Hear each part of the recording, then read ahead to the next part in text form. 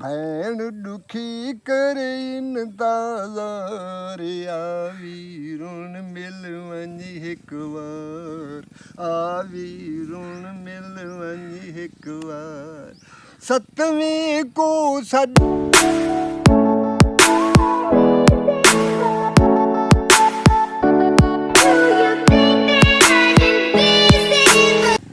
है कदां फिर नाथ भरी कहानी से फिर नाथ भरने वाले दुबई तक सुन सन हाँ ठीक है दुबई तक हाँ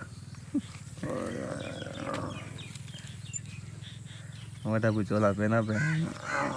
अब सुनो गर्मी तो है और बहुत चलता पे धांस हो गया ना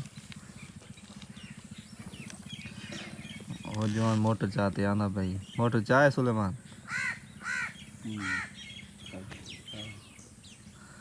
चलो बड़ा अब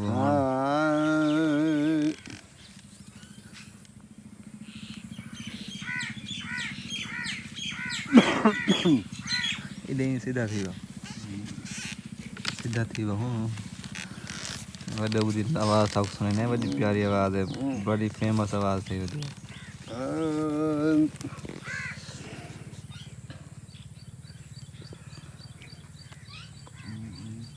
अल्लाह बेली होवे सजणो अल्लाह बेली होवे सजणो अज मैं झोक लॾाई वेंदा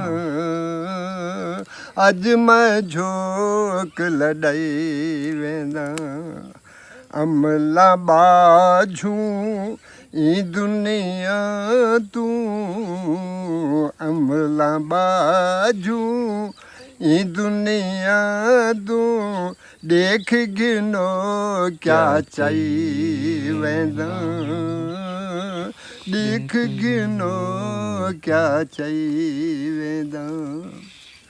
रोज क़यामत मेले थी सन सजणो हुण कुर लावो न रोज क़यामत मेले थी सन सजणो हुण कुर लावो न एक तिल महाज ना मिलसी मोहलत मुफ्ती शोरे मचावो न मुफ्ती शोर मचावो न मन्नी वेंदा अमर इलाही मन्नी वेंदा अमर इलाही हर हिक को समझाई वेंदा हर हिक को समझाई वेंदा अल्लाह बेली होवे सजणो अल्लाह बेली होवे सजणो अज मैं झोक लॾाई वेंदा अज मैं झोक लॾाई वेंदा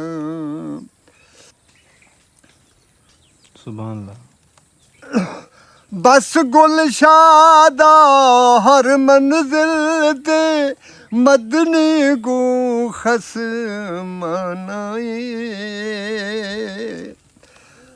बस गुलशादा हर मंजिल ते मदनी को खस मनाए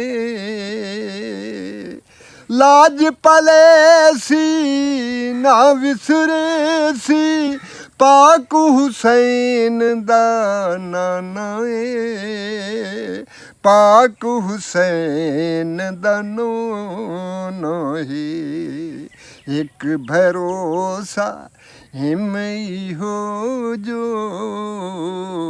एक भरोसा हिम हो जो नात रसूल सुनाई वेंदा नात रसूल सुनाई वेंदा अल्लाह बेली ਹੋਵੇ ਸਜਣੋ